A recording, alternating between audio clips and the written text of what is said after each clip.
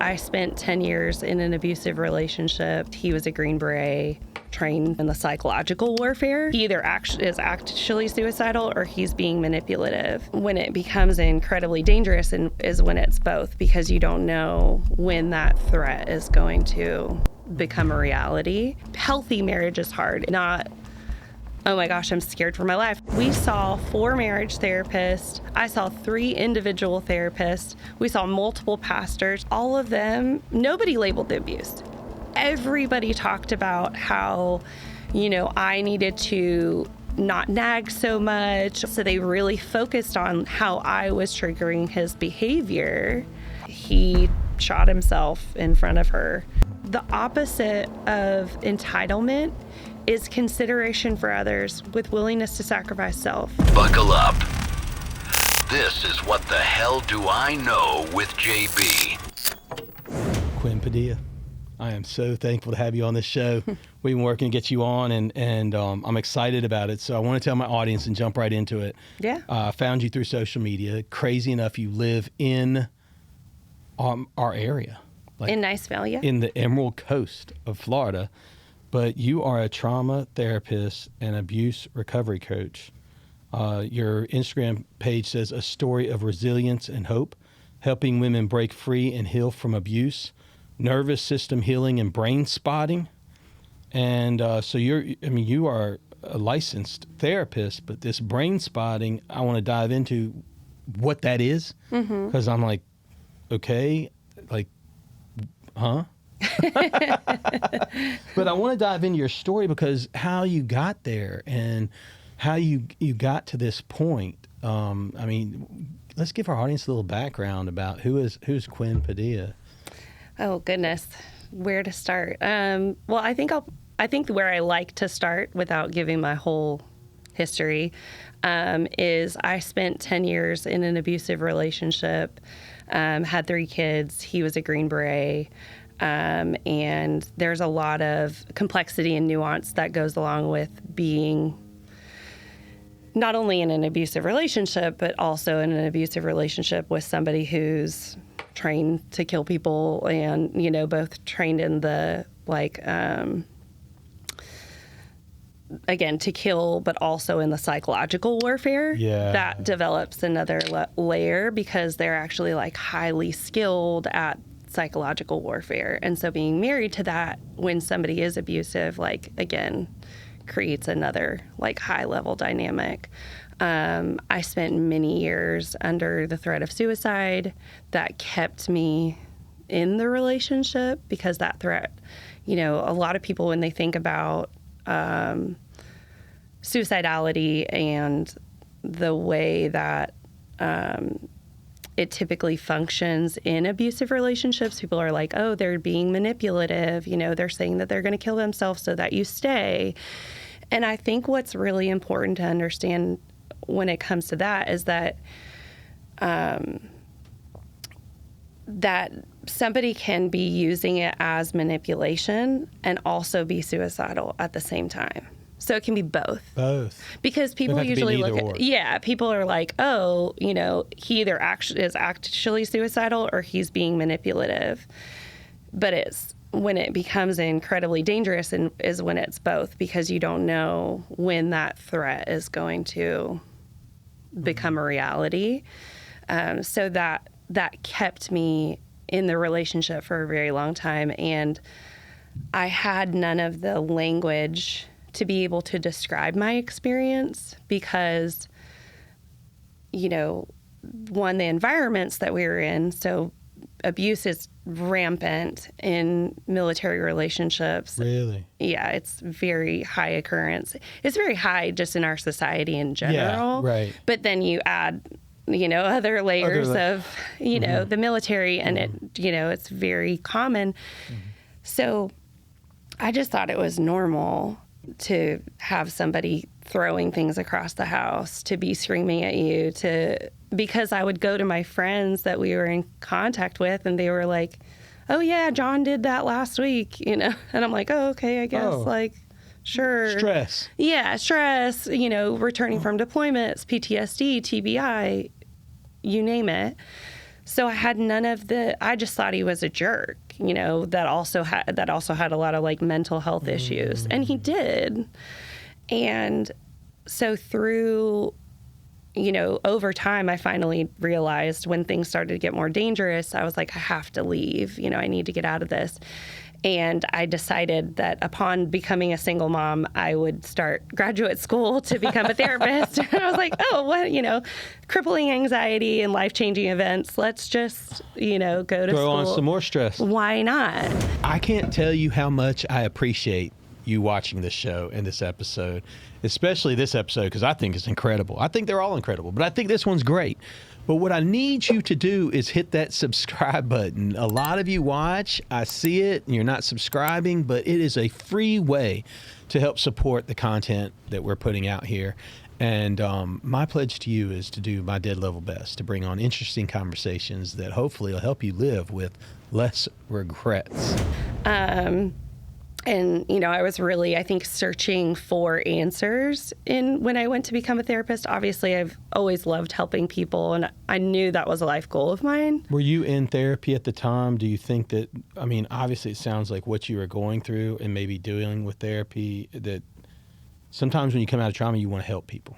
Yes. Yeah. And I had a very traumatic childhood. Again, that's the part I don't have to throw in there. I was going to ask about that because I think you saw some differences, but there was sometimes that childhood did that build anything to say that it can be somewhat normal?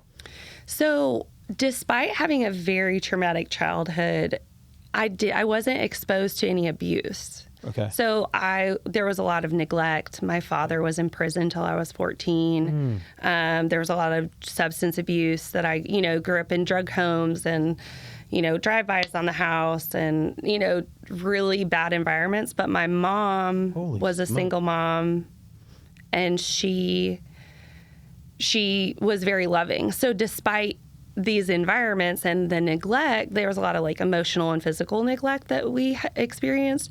There was also a lot of love. And so I think for me, it was almost the opposite. I think it can go either way. People are like, oh, I got into an abusive relationship because I grew up and I thought that was normal. But I think it can also go the other way of I never saw this. And so I didn't know what it was, and I didn't know what was happening. And so when I met my ex-husband and the abuse started happening, I was so ill-prepared and essentially naive. I didn't think that somebody would be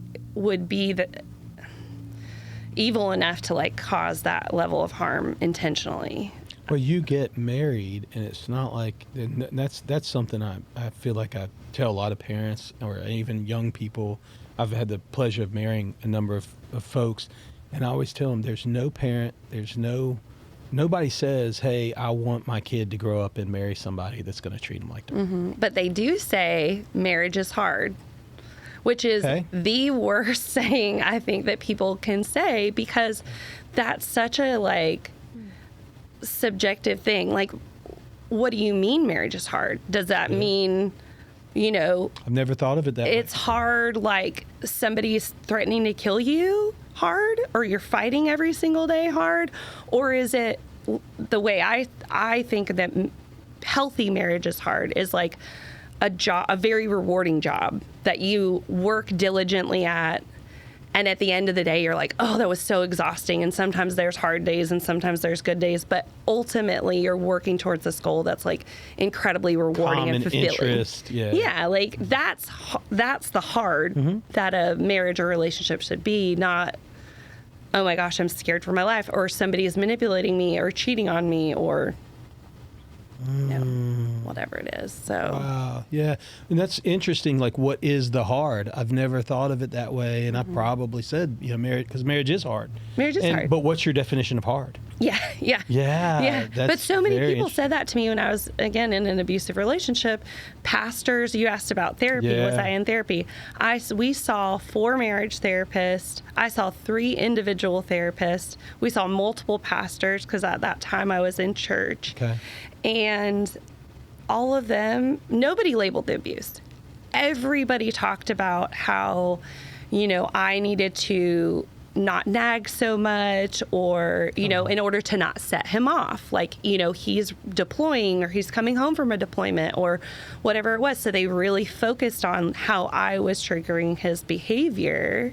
Wow. And they also focused on the pathologization of his behavior. So he has PTSD, he has anxiety, he has depression, he has TBI, which isn't untrue. So he had all of those things, and he was abusive. Do you think, when you said, like, so the church has had a long history of, like, I think there are spots, and I usually try to, I'm painting with a broad stroke. If I say some among the church, you know, has had a long history of, like, subjugating women. And so it has been like, you know, you're you know, especially like you think about purity culture, you're making them lust, you know, or you need to not set them off, or things like that. And I would like to believe that people are waking up to the idea that, you know, women are a full human. You know? Yes, please. Yeah, right. And that with all the emotions and encounter the respect. And I think early Christianity was trying to elevate that sort of thing in the first century Christianity, but it's been I've definitely seen that. You know, you and I talked before this, and I know that my mother also saw counseling with you know, pastoral counseling, and my dad had a really anger issues, and I grew up in that home. And Dad, I love you, and you know, we've talked about these things, but he doesn't watch this show anyway. But you know, Dad's gonna call you later. Yeah, I'm fixing to get the call, but and that's okay, because I'll have the hard conversations again. But I know she saw counselors and pastors that would say, "Well, you married him." Yeah, you made the mistake, and that is like another. I don't know the right word. I can't think of the right word right now, but another fallacy or lie that is told that, like, well, you chose him. And it's like, yes, I did, but under false pretenses, because this person lied. I'm not consenting to a relationship that I have no idea who this person's lied to me from the get. And they lie to me within the cycle of abuse. Every single time they say they're going to change, they're going to do something different. It's going to be better. You know, we don't factor into that context. It's all the blame and shame goes on the victim of the abusive relationship, which is, you know, one of my largest grievances with society, you know. You know, I can't say enough good things about True North Pest Control. They are my favorite pest control people. One of my favorite things about them is how they're family owned and operated, and they love to do good for their customers. And that's kind of unique in today's world. So make sure you check out True North Pest Control. That's truenorthpest.com, and tell them JB sent you. Floors.com is my one-stop shop for all my remodeling and new build needs. Floors.com, they will send you flooring directly to you. Go online. They have designers standing by. That's Floors, FLOORZZ.com. Tell them JB sent you. Yeah. So... Wow. Did you do any work, therapy work when you were, you know, I know you said you did marital counseling. Did you do anything on for yourself? Yeah. Yeah. So would you have counseling only for you? Mm-hmm. Yeah. Was that something that maybe he recommended, or, I mean, he probably didn't recommend it. What made you decide, like, I need therapy? It was at a point I developed a severe panic disorder. So after having our second child, I had my son in 2012. And I'd only heard about postpartum depression. Mm-hmm. I'd never heard about postpartum anxiety. Mm-hmm. And it also wasn't something that was like talked about or that my doctors asked me about. They just asked me if I was like feeling down or blue, you know, like, again, postpartum depression. I know now, looking back, that it was likely postpartum anxiety that provoked it, but there was also a lot of, again, abuse that I was experiencing. And I see abuse, you know, I used to try to view it as a spectrum, you know, of like kind of lower level to very overt, but now I see it as more of a wheel. Like there's all these different types of abuse, and you can kind of like pick your flavor of what you experienced. And one of the things that is very common is a lot of the neglect that happens in relationships, specifically for mothers that are forced, you know, or I don't know a better word, but like essentially forced to take care of the children and the household and carry the both like physical and mental and emotional labor that can be so incredibly taxing, especially when you have very young kids. And so I was changing all the diapers, you know, I was exclusively breastfeeding. I was trying to be a good wife and a good mom and do all of the things. And I didn't realize that I was burning myself out, and I didn't have a supportive partner to help me because he was yelling at me or screaming at me or, you know, being mean, kind of just already trying to operate, taking care of 2 kids is hard. Like 2 young children with a partner that deploys all the time. And then to have somebody on top of that being, you know, emotionally and verbally abusive to you is, you know, anybody would develop a panic disorder, an anxiety disorder or something, you know, symptoms are going to start to show. So I was getting to a point where I wasn't almost not able to leave the house, like having like 5 panic attacks a day. And I was like, I can't live like this because, you know, I'm a very active person. You know, I like to do lots of things. So that's when I sought out counseling on my own. But still, she helped me with the anxiety and the panic that stayed there for quite a few years. But nobody asked me about my relationship, or when I would share things about my relationship, nobody was alarmed. Wow. And these are like military psychiatrists, therapists? I hired like a private practice person outside of the base. Outside of the base, yeah. I mean, it was just like a normal practice. And I saw 3 different people. Wow. Yeah. When did, so when you married, were you guys, you weren't in this area, you were somewhere else? Or were you I'm from California. So you were out west? Yeah. And you met him out west? Yeah, he was home on leave for the holidays, and I was out at a bar, and we met. And again, there are many things that I know now that I'd wish I'd known then, which has become like part of my passion is to educate women on how to like identify red flags and you know what abuse looks like. And I mean, he proposed to me on like the 4th date. Oh wow. Yeah. And then is it like love bombing sort of thing? Yes, love bombing 100%. And I had I was hustling my way through college, working 2 jobs. I had no financial support from family, so it was very enticing to have somebody swoop in and be like, I'll take care of you. Like, you can just like stay home and work out, and because I was heavily into CrossFit. Oh yeah. And so I was like, this is great. You know, like he loves me so much. You know, everybody wants to meet a person that you're their number one and they're your number one. Like that's such a like romantic feeling. And he, you know, came in and we got married 3 weeks after meeting each other. 4th date, propose, 3 weeks, married. So that's a red flag. 1,000%. Right. 1,000%. Right. Well, and at this point, I know you've done a lot of work. So at some point you have to go back and do some introspective work to say like, what was it in me that didn't see that? Is I had no guidance. You had no guidance. I had no guidance. I had no family. Yeah. You had drive-by shooting. Like, do you grow up in like Inglewood? No, I grew up like South Sacramento area and Orange. Yeah. So just like not great areas. Yeah. So what part of California did y'all meet? In San Luis Obispo. Okay. Yeah. All right. So I went to Cal Poly and worked downtown and. So you were making a go, but there just was no real.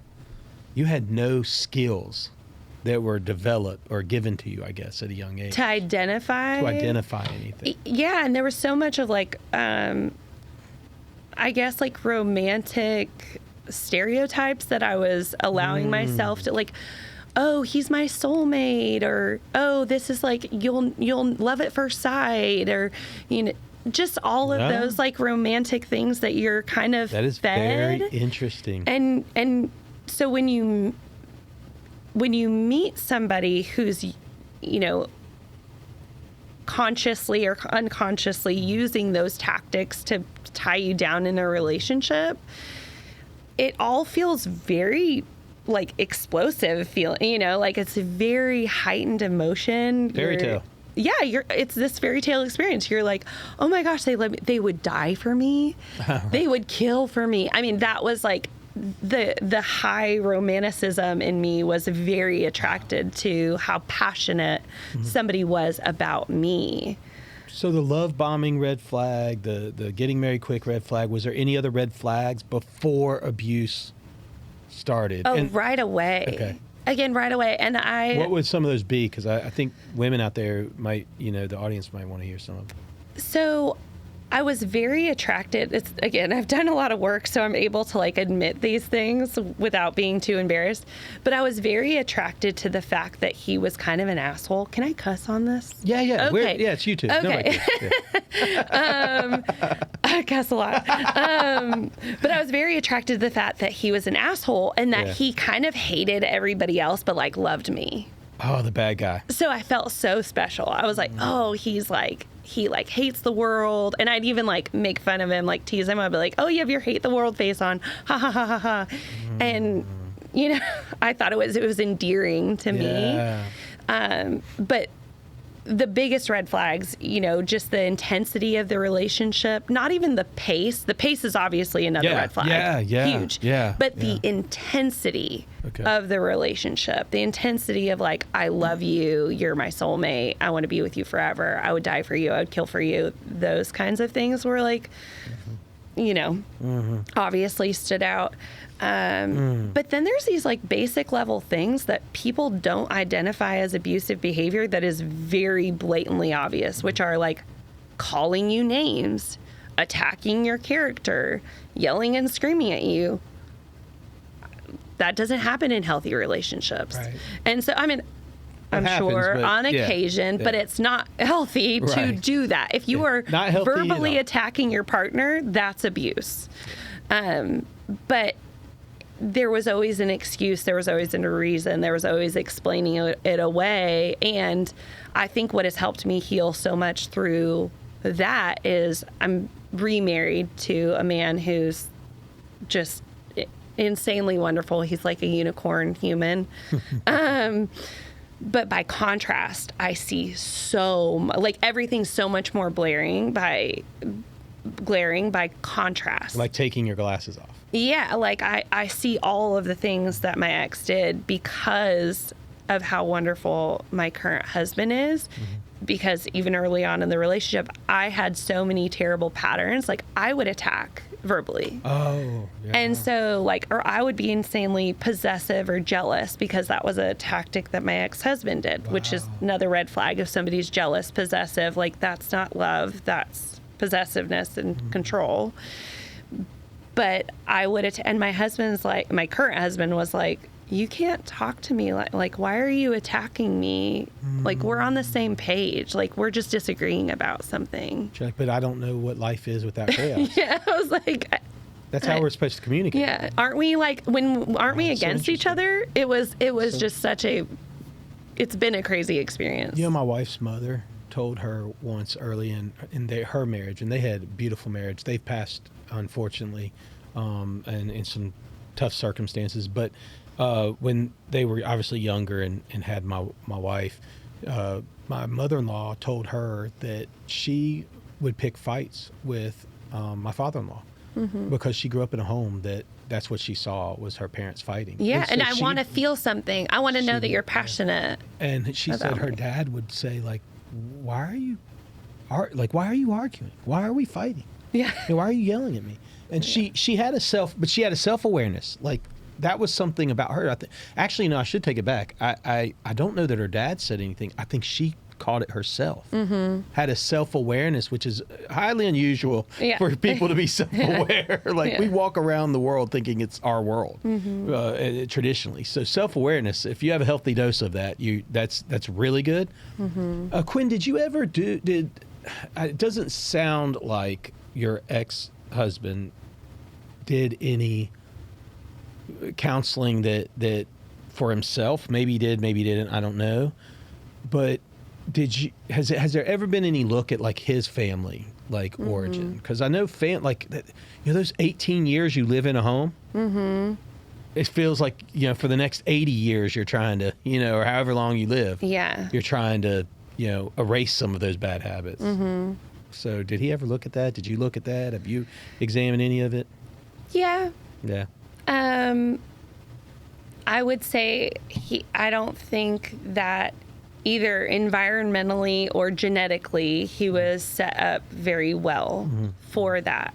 And So there's some stuff there. There's stuff for sure. And I think I haven't fully decided, are men born this way? Is it environmental?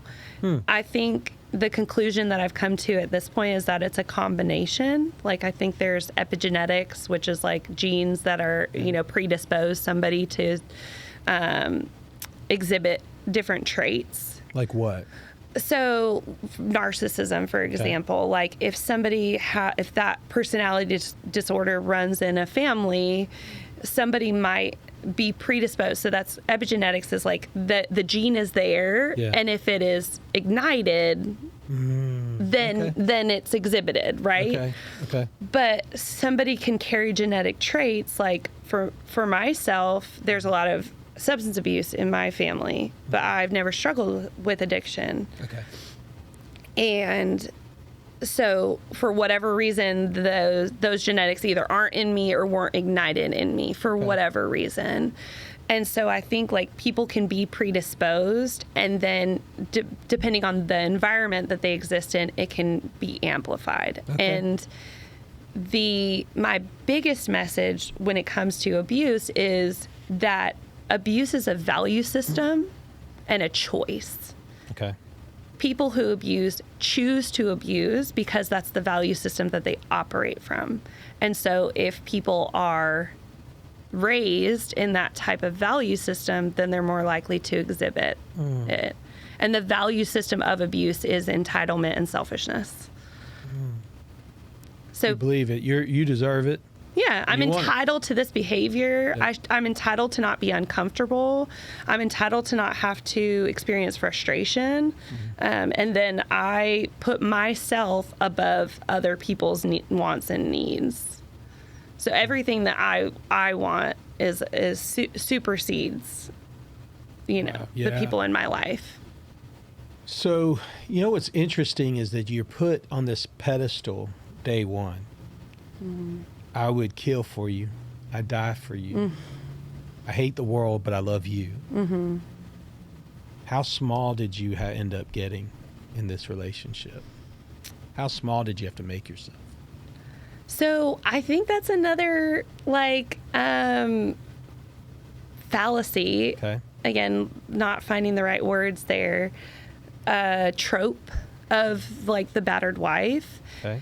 that actually kept me in the relationship. Okay. So I believed that in order to leave, I had to be completely broken.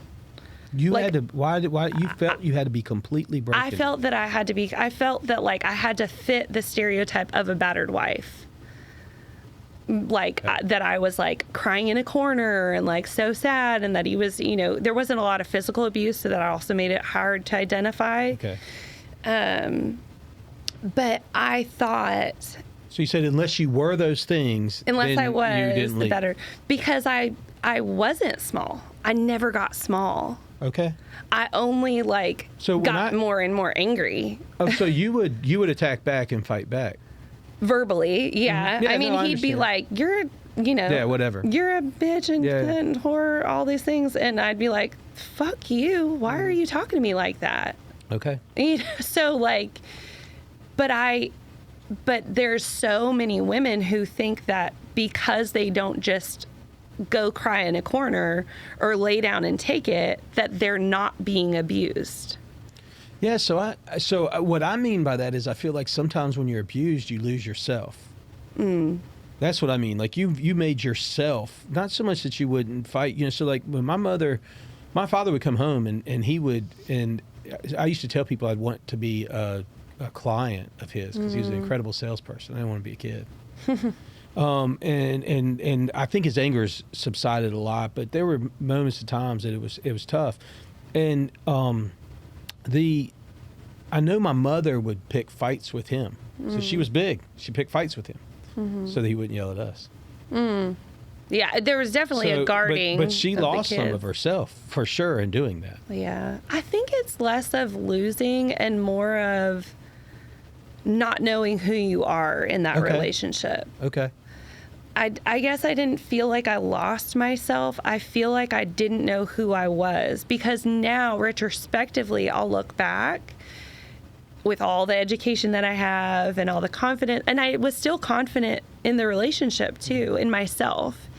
But I look back and I'm like, who was that girl who just, despite standing up for herself, in quotes, was still continuing to stay in the relationship? Like, I don't understand, because me now, somebody tells me, oh, my husband called me a bitch. I'm like, get out right now, like, so fast, like, let alone subjecting yourself to years of that type of treatment. So I think it becomes more confusing, because you're like, who even was I in that? Was gaslighting a thing? Yes. So again, in the wheel Yeah. of abuse tactics, gaslighting was a thing, and I didn't have the language for it. I didn't know what that word was. Right. Well, it's a big buzzword now. It is huge, and I'm Yeah. so thankful for Sure. that. Even though it can be weaponized, right? Like, Yeah. Well, everything can be. everything can be weaponized. And two things can be true. Yeah. It can be weaponized, and it's a real thing. And it's a real thing, for sure, for sure. So gaslighting was a thing.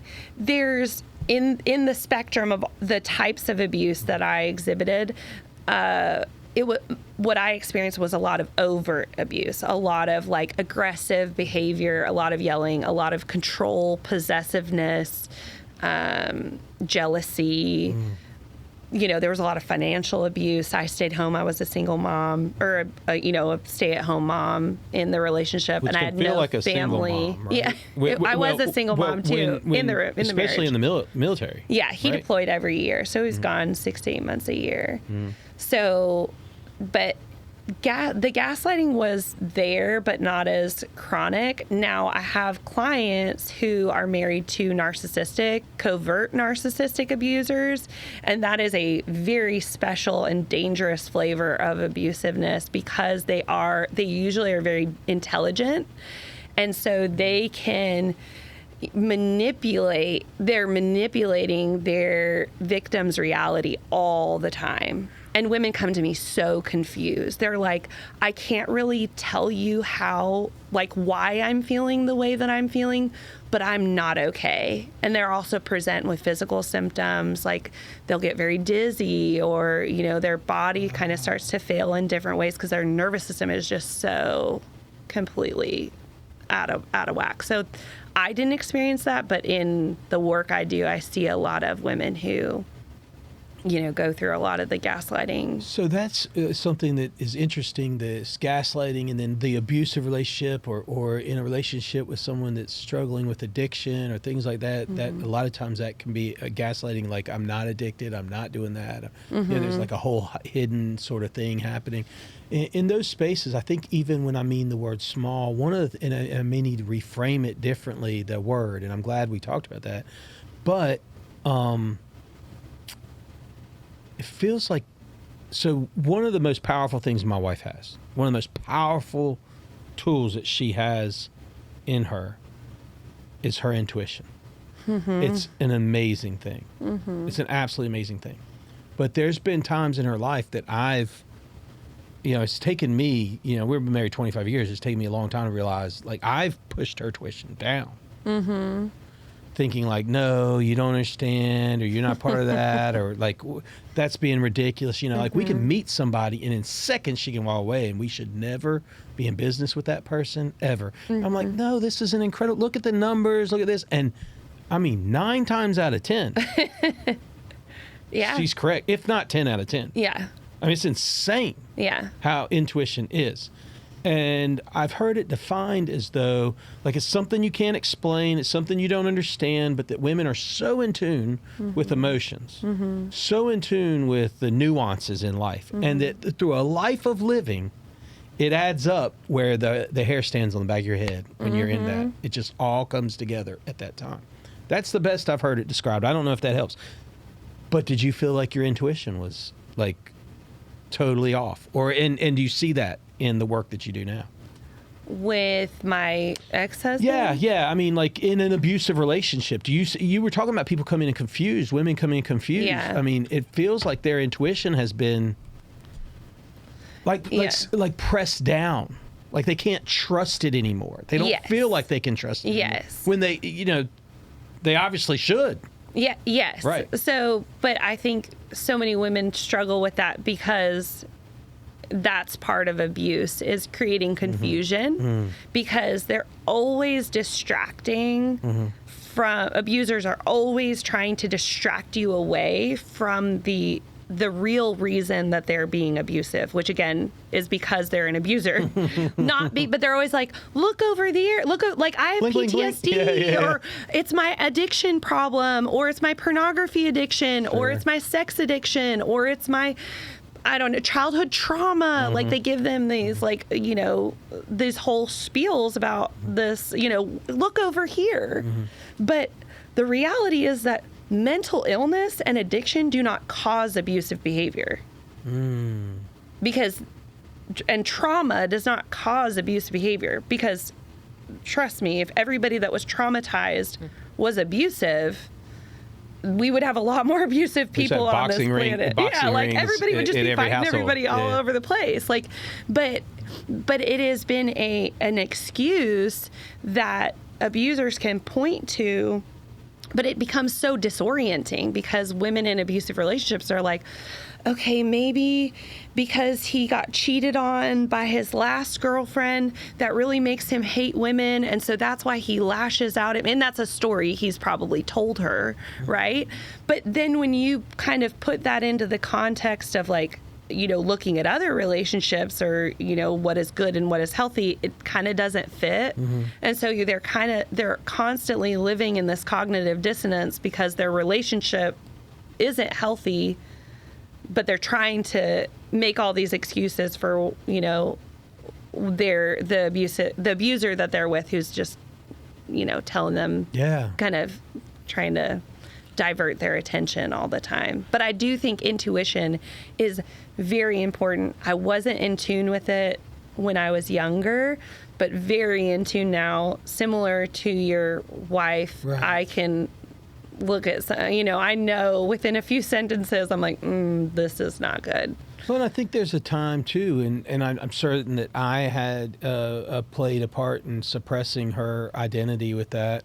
There's things that I'm sure from her childhood, although she grew up in a wonderful home, everybody has, childhood like stuff. Yeah. and so, in fact, I said this the other day, but I say it all the time on the show. But I tell my kids, like, I pay for their counseling when they're, when they've all gotten into school and gone off to college. I'm like, look, I'll pay for your counseling, and I have. And if you need me to show up and apologize at any time, I will. Because, I did the best I could. There's a lot of, I have regrets. I was talking to my daughter the other day, and I talked about an experience that she had at a lacrosse game where I didn't like the coach, how he had treated her. There's a whole backstory to it. Yeah. And it was time to leave. And I was like, let's go. I don't even want you to listen to this jabroni here talking, and let's get out of here. And she looked at me, and I was like, I embarrassed her in front of everybody. And she was just like, Dad, like shot me those eyes and was like, stop. Yeah. And I didn't realize like what I had done then. And I calmed down, but I felt bad about it then. I might have apologized. So fast forward like 6 years later, we were just sitting at the dinner table, and I was like, I kind of do want to just go ahead and apologize for that again. Like there's moments in time that I feel like that's poor favor. She don't even remember it. Yeah. So it's interesting the things that even stick out for you that was poor behavior that maybe didn't, maybe it did, maybe it subconsciously did for her. I don't know, but I know that my wife did that. But she's had to really work hard on allowing that intuition and trusting it. That's the work that has to be done, and she's done it through counseling. And figuring out that, hey, I can trust how I feel.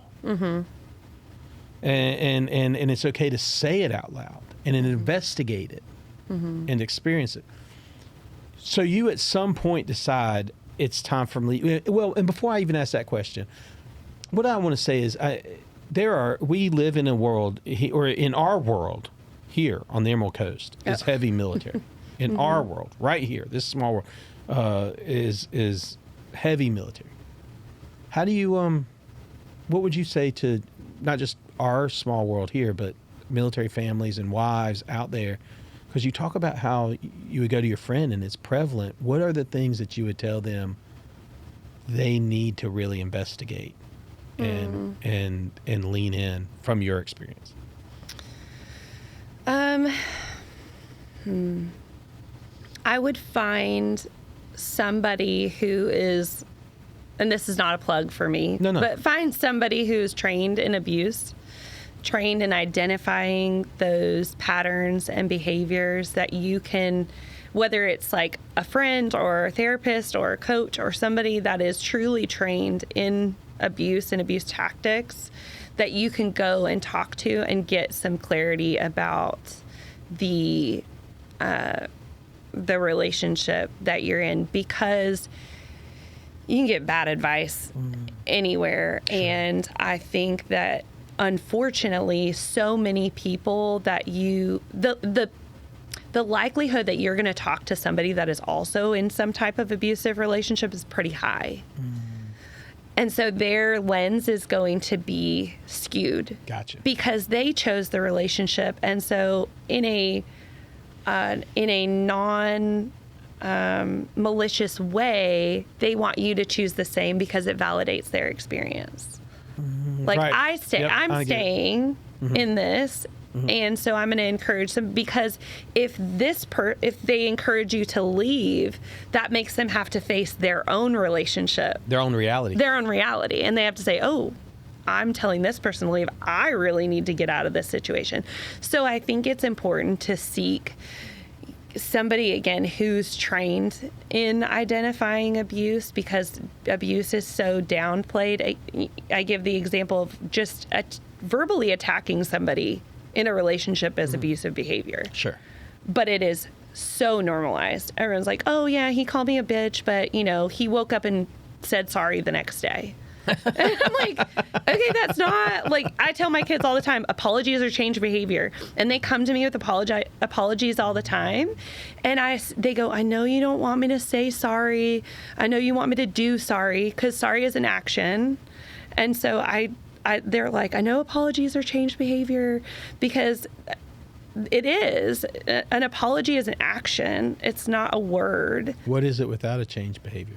Manipulation. Apologies without change behavior is manipulation, because it's just a tactic to get, the person to make you feel better about the actions that you've committed, to pull them in an abusive relationship, to pull them back into the relationship, because otherwise you have no intention of actually not doing it again. You just want to smooth everything over to complete the cycle of abuse. Interesting. Very interesting. So, and I've never heard that said that way. I've heard change behavior, but I've never heard it the other way. So you identify that you're getting out of this relationship.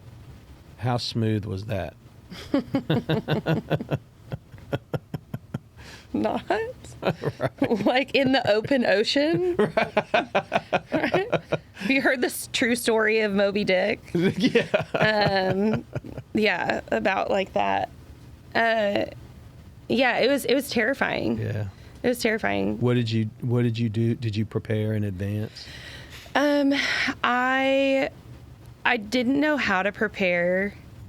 Again, I didn't have any family financial resources. I had no savings. My ex-husband's family has money, and so they held kind of all the financial resources. And I didn't know, again, retrospectively, I understand this was financial abuse, but a lot of people don't realize, or a lot of women don't realize, that financial abuse can also come in the form of frivolity. So my ex was very frivolous with our finances, and so he would put us in these financial situations where we didn't have money, but he had unlimited access to his family. Okay. So if he felt insecure at any point in time or wanted to buy something or wanted to go out or whatever, he could contact them. But if I, was like, oh, I really want to, I don't know, get new shoes for the kids or something like that. Not that our kids are neglected in that way, but this is just an example. He'd be like, oh, we don't have money for that. Wow. So it was a very complex way that had been kind of twisted. And so I had no money to leave the relationship where, I do speak with a lot of women who are like, I've hired an attorney. That wasn't an option for me. I couldn't hire an attorney to help me settle the divorce, settle custody. So I essentially just had to settle for whatever he was willing to offer me. And my only power that I had was that he was in the military. Yeah, because So they take that pretty serious, right? they You go to the do. command, or I don't know. It's a good old boys club. So Is it? they're not going to protect the wife or the children. They're going to protect the service member for the most part. I have heard, Yeah. You've heard some I've heard stories, but that's not representative of the whole at all. And so he was very worried that I could potentially report what he was doing to his command, and that was the only power that I held because I had no financial power. He had physical power and emotional power. So I finally left in 2017. In the end of 2017, I moved out with my 3 kids, and it was kind of... Were you in this area? I was At this in this point, you're in this area. area. I was in Yeah. this area, and I knew I was starting grad school a few months later, so I was like, I'll borrow student loans. Okay. I was like, I'll drive Uber and I'll clean condos, and so I just kind of hustled my way through single motherhood. How many months or years had you contemplated leaving? From the beginning. Really? Yeah. Oh yeah. So how many years were y'all married? 9 years. So 9 years. Yeah. You were contemplating the whole time. Every day? Every month? Would there be seasons you wouldn't? There were seasons, but I wanted to leave, and that's how powerful the cycle of abuse is. So the cycle of abuse is explosive events, tension building, explosive event, love bombing phase, and then tension building phase. So that's kind of the cycle that it goes through. So I understand the explosion. I understand the love bombing. I think that's fairly universal. The tension phase, what does that look like? So it can be because in the love bombing phase or calm phase, I also like to identify that it's important to know that it's not always overt love bombing behavior. It can also be just a calm period, which is very settling, resettling for your nervous system if you've just gone through an explosive event. So even if somebody's not love bombing, I'm going to change, I love you so much, you're the love of my life, they're just calm for a period of time, that can feel really good for your nervous system if you've been exposed to a lot of abuse. It calms your nervous system. It calms your nervous system down, the victim. So the tension building phase is usually a rebuilding of old patterns. Maybe he starts to pick on you some more. Maybe he starts to get more angry. Maybe he's huffing and puffing around the house. Maybe he's making slights at you. Maybe he downloaded that dating app again. Just these little behaviors. That's the tension building phase. And then there's usually some, more micro events in between there. And then there's an explosive event. Really, the oscillation truly is the oscillation between love bombing and and abusive behavior is what creates what we call a trauma bond. I don't know if you've heard of this term. I've heard trauma bond. What does that mean? So a lot of people think it's a trauma bond is when people bond over trauma. That's what, they're like, we're trauma bonded. We trauma dumped on each other and now we're best friends. That's what people think trauma I would bonding. Probably have said that may have been how I defined it. Yeah, it's a horrible name. I think it is not representative of what it actually is. But what a trauma bond is a physiological connection between a victim and their abuser that is developed and strengthened by the cycle of abuse. Oh, wow. So between the intermittent love bombing or calm and abuse behaviors, what it does is it disorients your nervous system. So the person that is causing you harm becomes your safe space. So it's a very confusing and complex situation for a woman. And it is, they've done studies on trauma bonds, so that nervous system connection you have to your abuser, where they have found that it is a stronger addiction than heroin. Oh, wow. Yeah. So what is that one? It's the syndrome where the kidnapper, falls in love. Oh, the Stockholm syndrome. The Stockholm syndrome. Is that, I mean, there's actually no, if you look in the history of the psychological relevance of Stockholm syndrome, it's like actually not real. Like they based it off this like one random incident where they thought a woman was in love with the guy that held her captive when actually she was fawning. She's trying to survive. She was surviving. And they were like, oh, she's in love with him, and she was fawning, which is a trauma response. Yeah. And so Stockholm syndrome, like, actually is like not even a real, like, there's not any psychological evidence behind it. We're over here dispelling myths on what the hell do I know? I know. Yeah. So, not years to get out. You asked for a divorce. Did you have another place? Did you? I feel like you had to do some preparation. Then, or did you just like pack up clothes and be like, that's the last fight? So I found a place that was, nearby where we lived in Niceville. And I got a personal loan, and I also I had a paddle board, and I had gym equipment that I'd sold that was like mine, even though, because I had no claim to any of our finances. And I begged the landlord of the place. I was like, she's like, you don't have an income. And I was like, please let me move out of my house. And I don't know what it was about like my presentation that she was like, I'll let you move into this house. But she let me sign the lease. And so I was able to get out and, it's actually. Does she know what she did for you? I told her later. I think that she'd at some point like come over to the house to like do a walkthrough or something.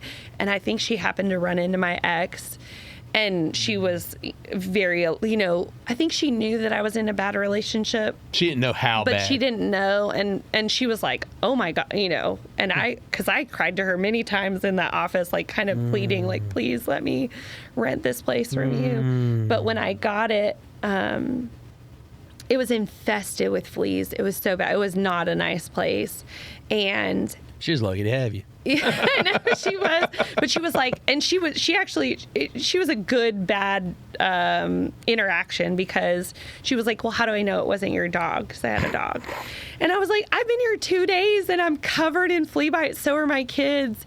And my ex, of course, was like, come on back. I'll take you back. I'll take you back. Things will change. Yeah, it'll be fine. Like, you don't want to subject the kids to that, and you don't want to live in that kind of environment and all these. And it was so enticing, but I had recently met a woman on base who was a JAG officer. She was which is like a military attorney, like a military legal person. Yeah, I was certain of it because of a Tom Cruise film. Oh yeah. but I just want to make sure anybody listening would understand. So he's like, a legal military person, and she also simultaneously happened to be going through a divorce from an abuser and had 3 kids. And she was like, I can't really help you because I can't. They're not allowed to like represent civilians and things like that. But she was like, but if you ever need anything, you let me know. And so I'd met her like a month before I moved into this place, and I was like, I called her up and I was like, will you write me a letter? Because I'd told the landlord, bluffing, I was like, I'm going to call my attorney. I don't have an attorney. I don't even have any money. Right. And so I called this lady and I was like, will you write like a legal letter to force them to do the pest control in this house? Right. And she was like, sure, no problem. Sent it in. Next day they came in and sprayed the place and like got it all, What amazing work there to get that It was done. a great resource. I think the universe like lines things up for you that they just like fall into place somehow. So, your children, you have 3? Mm-hmm. And all boys? I have a girl, boy, girl. So 2 girls and a boy. Mm-hmm.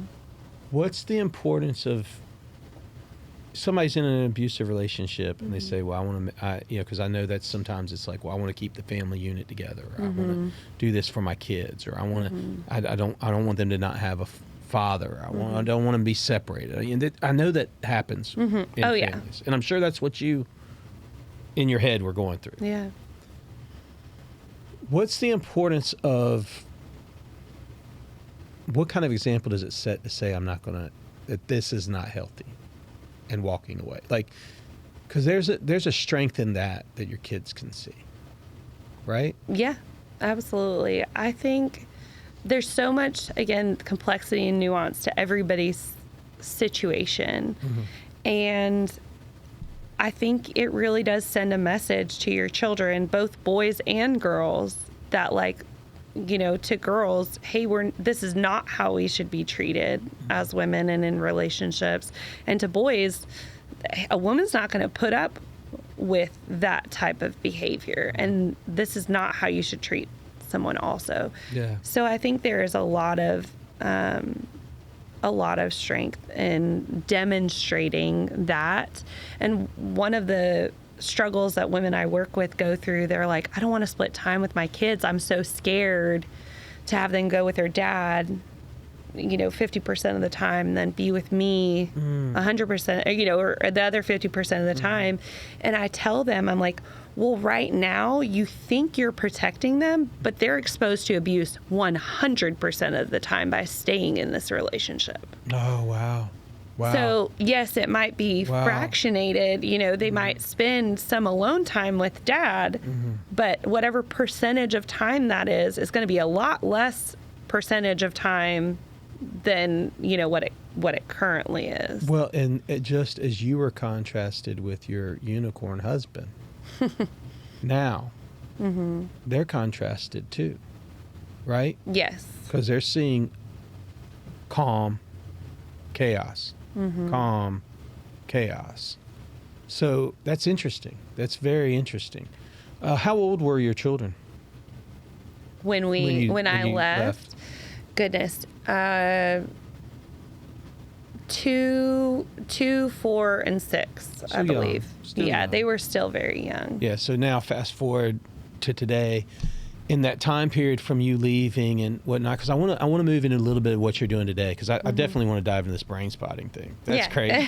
So I don't know what that means. I just feel like you got to have a microscope or something. So. It's really cool. It's really cool. So from today to now, though, in between that, and if anybody follows you on social media, which I'm going to throw it up there, but I think it's just at Quinn Padilla, right? Yeah. Yeah.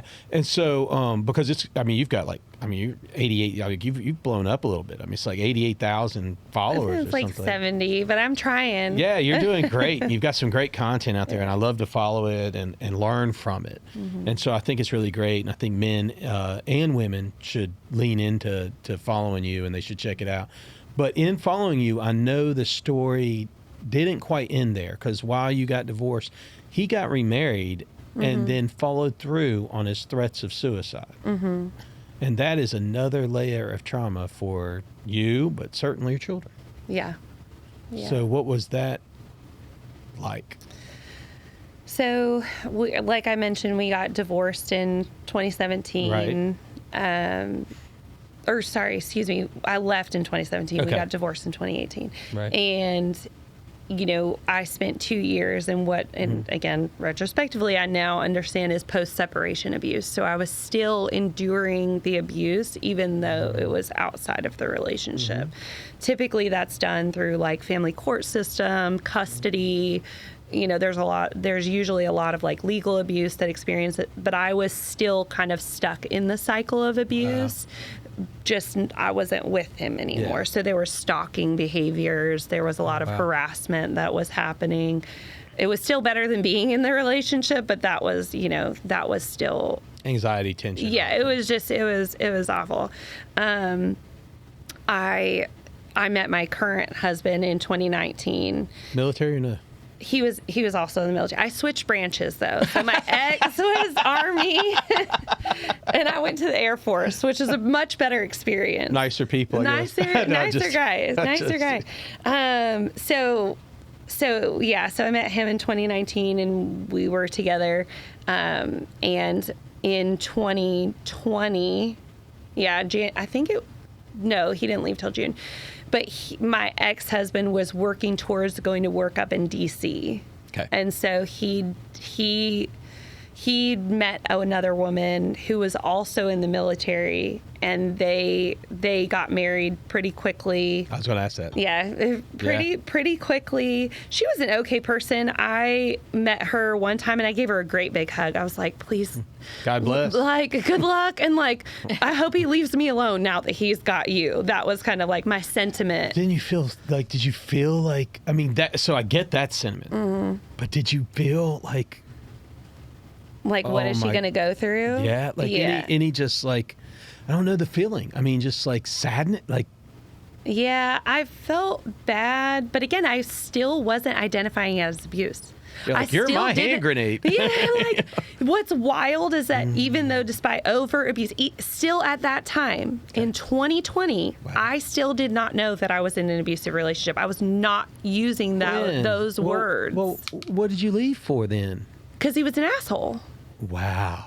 That's what I kept saying. Wow. He's just a jerk. He's just mean. He just has PTSD. Yeah. He just has anger issues. Yeah. He just had whatever. I was still not using that label. Very interesting. And so, anyways. Yeah. No, so I think that's important to the conversation. They met, got married, I think in January, February of 2020. She deployed. He ended up moving up to D.C. And she got home from a deployment. Okay. And the story is, because I don't really have a lot of information, Sure. And she'd been home from deployment for like four days. They went out with friends. Apparently old battle buddies is like part of the story, guys that he'd deploy with in the 82nd. And, apparently him and his wife, his late wife, I don't even know how that works. I don't even know how that works. His second wife. His second wife got in a tussle, not physically. They got in a verbal altercation and went back to their apartment, and he shot himself in front of her. Wow. Yeah. Did your kids have a relationship with him after he moved to D.C.? He'd only been there. He'd only been gone for 3 weeks. Okay. So they had seen him. Yeah, and it was like that's one of the haunting things about his death was he texted our oldest daughter, I can't wait to see you, because he was supposed to see her the following week. Oh, wow. So that was the last text message she ever received from him. What kind of, I assume they've been doing some therapy. How are they doing? They're doing, good now. There is a lot more, I guess, like residual trauma that I didn't anticipate, because you just don't know. No, there's no book on this. Like when he passed, in the first few days, we were like, what do we tell the kids? Do we tell them that he died by suicide? Do we tell them that, this was intentional? Because you just don't know. Are you supposed to? Because the kids were 4, 6, and 8. Right. And I didn't know what I was supposed to say, and so we ultimately, spoke with professionals and decided that it's best for them to know the truth now, so that they can grieve appropriately now. Because if you don't tell kids the truth, then they grieve one way, and then they find out the truth later, and they have to grieve all over again. Yeah, and then they don't trust you because you've lied for so many years and all of that. So so they're doing well. I think, again, there's just a lot of residual trauma from what they were exposed to when they were younger. And then obviously this like traumatic event of And you met your losing their dad. You met your new husband, and you're married, and is there kids with him? No. So he Just came in our a relationship, and I just want to ask because that's another layer that can be really tough. So you've got your 3, and we decided early on. I told him when I met him because he is 7 years younger than me, and so when I met him, he was 26 and I was 33. Okay. Am I doing the math right? And I told him on our like first date, I was like, if you want to date me, I'm not having any more kids. I have 3, like I'm not having any more children. And he was very, very sweet and intentional about it. Cause he was like, okay, like I'm going to think about, cause he never thought about having kids one way or another. And so I really appreciated his intentionality in dating me because he wanted to make sure that he was sure that was something that he was okay with, and ultimately it was. Yeah, no, yeah, obviously, yeah, that's great. Yeah. That's really good, and I'm sure that I mean, I see some photos occasionally of you guys, and it seems like y'all are moving along in a much more harmonious environment. Which I think is obviously positive for your children and for you. And I mean, he and I are whole harmonious. family. We have 2 teenagers. It is absolute chaos. Like I just don't share a lot of, that's fair, because that's a lot of my kids' info. That's fair. But I do, if anybody follows me and is listening to this, it is not as pleasant as it seems. Like, well, you had social media is an a illusion. bike issue.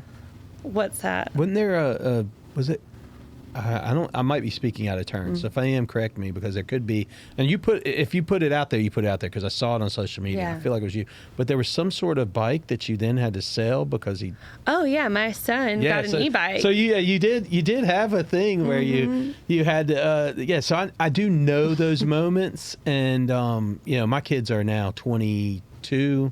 20 and 17. So my daughter, in fact, graduates this evening. So from high school. My son was last weekend from college, and my middle's in Atlanta. So we will be empty nested here in August. So we're going to see how that goes. We still like each other, so that's really good. That's really good. So we're on a good trajectory there. Yeah. But and I always like to say it's still a work in progress. I'm not done. I'm never settled where that relationship is. I want it to continue to get better. So fast. Here we are. We've gone through a lot, which I think is really good. We've covered a lot. But what I want to talk about is this therapy that you've done. You went through your grad school and graduated, and clinical hours, like it's insane. It's like 2,000. I don't think right? people understand. Yeah, it's some 1,400 or it's you a spend lot. years, you 3 or 4 years in undergrad, 3 years in grad school, and then it takes another 2 more years to become fully licensed as a clinician. Right. So all in all, it takes 9 years to become a licensed therapist. Which is why I think when you deal with a good therapist, you got to understand what they came to be there. And it's the other reason why, like, be careful, like the whole pastoral counseling and coaching and stuff like that. I think that you should use those resources if that's what you have, and an understanding that they're, maybe a really nice person and a good person has life experiences that, can share with you some ideas. But it is not the same as a licensed therapist. Agreed. It's just not the same. It's not. So you get through it all. Here you are today. What do you love so much about what you do now? So I started off just wanting to do trauma therapy. So just, kind of broader level trauma, because there's this saying in academics that research is me search. So you're always kind of searching for explanations for yourself, because I'd experienced a lot of trauma, because I had a lot of PTSD or CPTSD and anxiety and what's CPTSD? Complex post-traumatic stress disorder. So it's not officially in the DSM diagnostic statistical manual, but it is. PTSD is in the diagnosing manual that we use to diagnose mental illness. it's signified by a singular traumatic event. So somebody that you diagnose with PTSD has to meet these qualifications, and it's based off a car crash. Yeah. Battle. You know, someone pulls a gun on you, whatever, you know, a sexual assault, individual event. But as we grow and understand trauma more, we understand that like most traumatic incidents involve a lot of different occasions, to include like systemic and environmental impacts. Like what you went through. Right. And so that's CPTSD that a lot of clinicians identify as a true diagnosis, but is not actually in the DSM. Does that mean like you can't get a prescription for it or something? I mean, which is weird, right? Yeah. Because, well, maybe we'll have to do another episode on that one. Because I feel like that's weird. That like because the treatment for trauma isn't a prescription. No. So why would a diagnostic manual that is designed by the American Psychiatric Society, or Psychiatric Association, the APA, which is designed to give you a pill? There's no pill for healing from trauma. Like there are pills that can assist. It's work. Yeah, it's a lot of work. This is not me touting medication or stigmatizing medication in any way. But sometimes it can be good. Sometimes it can be helpful. You can use it to assist you. But I think that people need to take medication with full knowledge of what it is that they're taking, knowing that trauma can also be treated with other things, including therapy. Therapy is incredibly effective treatment. And I think it should be the first line of treatment as opposed to taking medication. Again, not me touting medication. I have plenty of clients, friends, family that are on medication. It's helpful for them. It's saved their life. And there's just so much conversation around it. That's why I like to be explicit, because I don't want people to feel shame about having to take medication. I just want people to also know that you can get off of it. You can be healed. So in some occasions, some people will be on it forever, and and it works for them. That's great.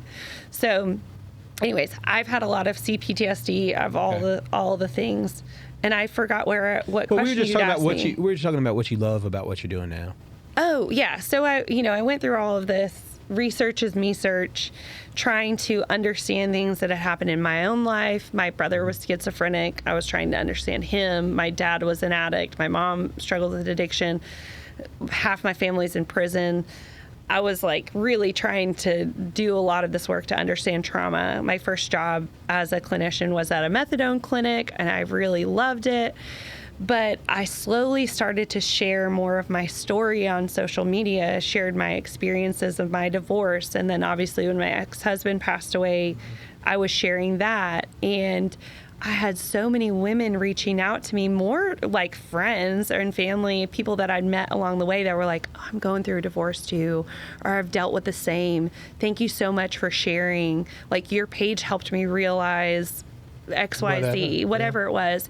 And I really started to have a lot of women reach out to me for help for, identifying abuse, understanding abuse, leaving abuse, healing from abusive relationships. And that really kind of like, niched me down. Yeah. But I was like, wow, I'm actually really passionate about this because, having a professional who's experienced what you have experienced it amplifies the healing, I believe. So, for example, if you've ever struggled with addiction, you probably want to go see somebody who's also struggled with addiction because it's such a unique experience. And I've had clients who have sought out help for me, not for the addiction portion of what they needed help with, but I really can't relate to it. I can't, and not because I don't want to, but I couldn't. And so there was a missing there can be a missing piece. That's good advice. That's really good advice of that. And I think people sometimes even shame themselves, or they're like, well, I don't need my therapist to be an addict. I don't need my therapist to be an abuse survivor. But sometimes, or even like, people of color, like I don't need my therapist to be Black or Hispanic or whatever, but it does increase the experience because you can understand things that are like so nuanced. Oh yeah, like if you've ever talked to people that have gone through AA or anything like that, and especially if they're a sponsor now, and you get like a sponsee that comes in, I mean, they will call out the bullshit. Yeah, they I mean, they were like, and you kind of have an authority. You're pink clouding, I think, is a thing, right? Or whatever, you know, and you're white knuckling it or whatever, you know, get over yourself, or they just know it. They know it because that's what they did. Yeah. So I just started, you know, really niching into this area, but also having, you know, my trauma background and all of the education I had around trauma and healing from trauma. Right. And I discovered that I could really help women break free from abusive relationships, break that trauma bond, because it's a nervous system connection. So I'm thinking, you know, as I'm building and working in this field more and more, I'm like, their nervous systems are bonded to this person. And when they try to leave, it creates such an anxiety and detached like issue within them. And so I was like, I could use nervous system tools like Brainspotting to help them heal and break free from that attachment that they have in this relationship. I love that, because I've never thought of, you know, when we're learning so much about our nervous system. I mean, you know, if you were in the 40s, forget about it, right? You don't have a nervous system. When I say 40s, I meant the 1940s young folks. They're like in the future? They're like in the future? In the 40s. Yeah, that's right. Yeah. So, I mean, but that is an amazing thing when you're because that nervous system, it is, and it like resets your brain right back to going somewhere. And so brain spotting. What is this? Are you familiar with EMDR? So I am a little bit familiar with this. Okay. So the reason why I asked is that it was created by a man who was an EMDR by a man. I know. I'm already over him too. And I'm tired of the word trauma bond. I'm already upset about it. So it was created by a man who was an EMDR practitioner, which for those listening, it stands for eye movement desensitization and reprocessing. It is a trauma reprocessing treatment, therapeutic modality that helps people reprocess trauma in their brain and body. I know that's like a lot of words. So the way that EMDR works is it uses eye movement. Okay. So if you've ever seen like the bilateral stimulation, eye movement, or bilateral stimulation in general, so left, right, you know, buzzies, people do auditory. Okay. We've learned that bilateral stimulation allows you to reprocess traumatic events. So when you are traumatized, your brain becomes like piecemealed. It becomes all bunched up. So, you know, your prefrontal cortex, which is the logical part of your brain, your, you know, reptilian brain or emotional brain, your fight or flight brain, they're not speaking to each other. There's also other portions of the brain, like your memory centers, your Broca's, which is your language center of your brain. Nothing's really communicating with each other, which is why it feels so chaotic being in a traumatized state. Like everything's just kind of all over the place. You're either in a depressive mode, anxious mode, your nervous system's all out of whack. Controlling emotions become hard. Yeah, everything becomes difficult when you are traumatized. And we've discovered that the bilateral stimulation and the process of EMDR and Brainspotting helps to create new neural pathways, so that all of the centers of your brain can work together. Oh, wow. So when you are, let's say you have driving anxiety, and your logical brain is like, this is fine. You can get in the car, and you know it's one of the safest modes of transportation. You know, you've never been in a crash, or maybe you were, but that was a long time ago, and you survived. Whatever. Your logical brain is like saying all of these things, but your emotional brains and your nervous system are like, absolutely not. We are going to die. Right. So what Brainspotting does, or maybe a better example is. I know I need to leave this relationship. He's not changed in a decade. He's scary. He's abusive, or, he's cheated on me a dozen times, whatever. I need to leave. And then your emotional brain, because of the trauma bond and your nervous system connection to them, is like, absolutely not. We can't leave because we're going to die. That's what it feels like when you try to leave in a relationship that has a trauma bond. But through the process of brain spotting, you can rewire neural pathways so that all parts of your brain are working in unison, but it's also simultaneously nervous system healing. So you're healing the dysregulation in the process of brain spotting itself. Okay. Yeah, it's really cool. So the way that it works is they've found, because your eyes are connected to your brain through the optic nerve. Right. We believe that where you look, you can access different file folders, kind of like file folders in your brain. Okay. So by looking in different spaces, you can access different things in your brain. So it's through the spot that we find in the session that we access different, traumatic events or memories or feelings or emotions, and then we process through them in the session themselves. Wow. Yeah. Unbelievable. And so It's really cool. you go through it and then you talk about it at the same time. Is that what I'm hearing? So some people, when they're processing, so say I have, you're my client, we would get you activated, essentially access and activate whatever it is that you want to process. Do you have a phobia? I don't like heights. You don't like, okay, that would be like, that's a great example. Heights, right? Like we could start with that. That'd be a great, easy place to start. So I'd get you in, what's the worst part about being up high? Is it the visual of it? Yeah, I think it's the thought of falling. The thought of falling. Like, I think that's what it is. Yeah. I mean, if I'm like, so I'll do a zip line. Because I'm attached, I'm harnessed in, all that. So maybe my logical side says do it. Yeah. But like one of those like elevators that has all the glass and, people like lean against the glass. Not me. Yeah. I'm by the buttons. Yeah. I'm also by the buttons. You're good. But it's also not a fear that I care to like. Yeah. I don't really, it doesn't impede in my life too much. No. But let's say it was impeding in your life because you like had to go clean windows or something way up high, whatever. Okay. So we would get you access. I would hate that job. Those people don't have a functioning amygdala, which is like the fear centers of your brain. So we'd get you on that target and then I'd walk you through finding the spot. So it's literally a visual point somewhere within your visual range. Okay. And I'm also playing a bilateral sound for you to help engage your parasympathetic nervous system, which is the down regulating side of your nervous system. Okay. And then we stay on that spot for usually 30 to 40 minutes. Okay. Some people will verbally process. Some people will be completely quiet. Really? Okay. Yeah. And which is a lot of guys like brain spotting because they don't have to talk about whatever it is that they're doing.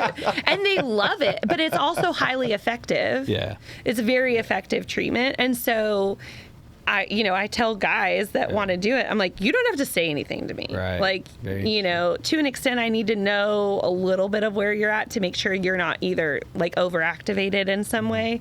But for the most part, as long as you're contained, like you don't have to share with me what's happening. Right. Yeah. That's very interesting. So brain spotting, that's crazy. So how many sessions does one need in general to, feel better? Yeah, well, reconnect all this stuff. Get the brain talking. It really depends. Okay.